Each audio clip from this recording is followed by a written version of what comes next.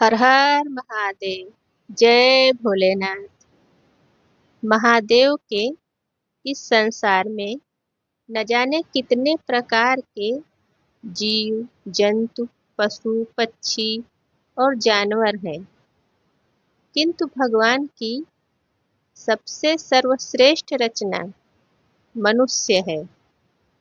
मनुष्य में बुद्धि और विवेक होता है, जिसका उपयोग करके मनुष्य अपने जीवन की विविध इच्छाओं और आवश्यकताओं को पूरा करता है। और जो व्यक्ति इन इच्छाओं और आवश्यकताओं में फंस जाता है, वो इस संसार से मुक्त नहीं हो पाता।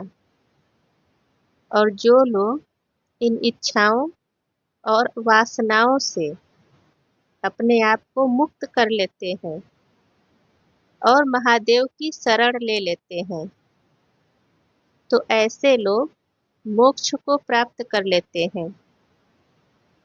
अगर मनुष्य का जीवन मिला है और भगवान शिव की भक्ति नहीं की, साधना नहीं किया, भजन नहीं किया, तो यह जीवन व्यर्थ है। इस जीवन का कोई मूल्य नहीं है। जब कोई व्यक्ति मंत्र जाप करता है, नाम जप करता है, तो शुरुआत के समय में उसे कोई अनुभव नहीं होते हैं।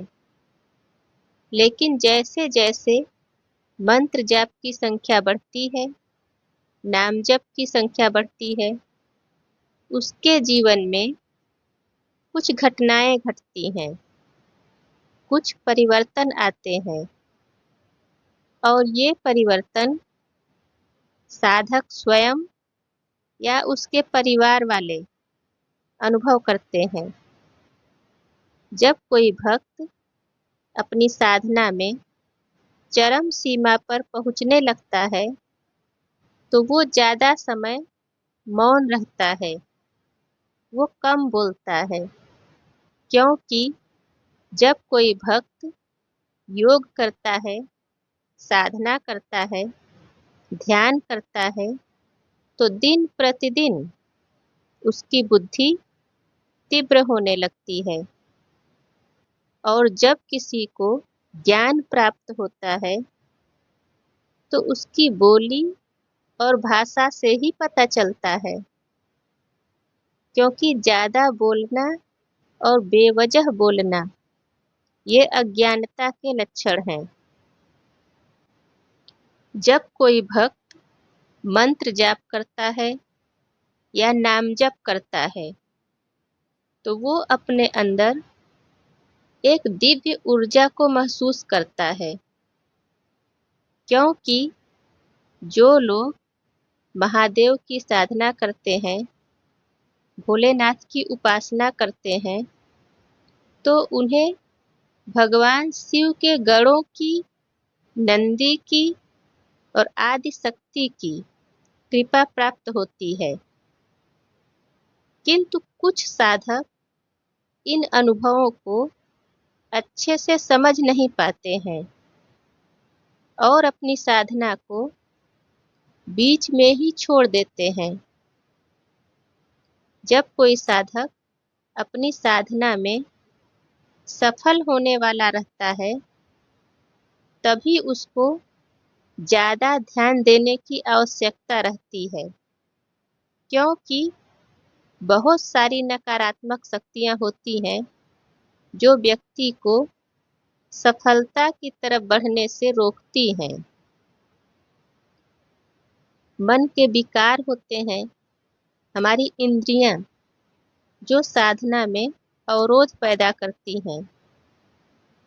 जो भक्त अपने मन और अपनी इंद्रियों पर विजय पाकर अपनी साधना में आगे बढ़ते हैं, वो महादेव की कृपा और उनकी शक्तियों को प्राप्त करता है। जब भक्त अपनी साधना में, अपनी उपासना में बैठता है, तो सांसारिक बुराइयां, लोभ, मोह, क्रोध, ईर्ष्या, ये सब भक्त को कष्ट पहुंचाते हैं, भक्त को जलाते हैं, उसके शरीर को दर्द देते हैं कि वो भक्ति का रास्ता छोड़ दे और हमारे मोह में फंस जाए। किंतु जो भक्त इस दर्द को सह लेता है और अपनी भक्ति को नहीं छोड़ता, अपनी साधना में लगा रहता है, वो महादेव के दिव्य ऊर्जा को प्राप्त करता है और इस संसार से मुक्ति का रास्ता पा लेता है। बहुत से भक्तों के साथ ऐसा होता है कि जब भी वो पूजा पाठ करने बैठते हैं तो उनके मन में गलत विचारों का तूफान आ जाता है। एक के बाद एक गलत विचार आते ही रहते हैं। किंतु साधक को घबराना नहीं चाहिए, विचलित नहीं होना चाहिए और अपनी साधना, अपनी पूजा पाठ को बीच में नहीं रोकना चाहिए। जब भक्त पूरे दृढ़ निश्चय के साथ मंत्र जाप या नाम जप को नहीं रोकता है, तब धीरे धीरे इन गलत विचारों का आना कम होने लगता है और एक समय ऐसा भी आता है जब इस तरह के गलत विचार आने बंद हो जाते हैं। एक भक्त जब भी कभी अकेला होता है तो वो अपने इष्ट देव से बातें करता है, बिल्कुल वैसे ही जैसे एक व्यक्ति दूसरे व्यक्ति से बात करता है। भक्त अपने मन की सारी बातें भगवान से करता है, चाहे वो खुश हो या दुखी हो, कोई भी बात हो, हर बात वो अपने भगवान को बताता है। वैसे आम तौर पर लोग अपने भगवान से वही बात करते हैं जो उन्हें चाहिए होता है, मतलब अपनी इच्छाएं, अपनी मनोकामनाएं ही भगवान को बताते हैं। किंतु भक्त अपने मन की बात संसार के लोगों से नहीं कहना चाहता। वो अपने मन की हर बात अपने इष्ट देव को ही बताना चाहता है। जिस भक्त की साधना सफल होने लगती है, उसके जीवन में 3 स्तंभ होते हैं: धर्म, आध्यात्म, सत्य। ऐसे भक्त प्रतिदिन अपने जीवन में ब्रह्मचर्य का पालन करते हैं। महादेव की भक्ति करने वाले अपने मन, हृदय और विचार से बहुत दृढ़ मजबूत होते हैं। अगर कोई व्यक्ति उनके सामने उनकी निंदा भी करे तो भक्तों पर कोई प्रभाव नहीं पड़ता है। भक्तों का ऐसा विचार होता है कि जो लोग निंदा करते हैं ये उनकी सोच है, हम पर इसका कोई प्रभाव नहीं पड़ता है।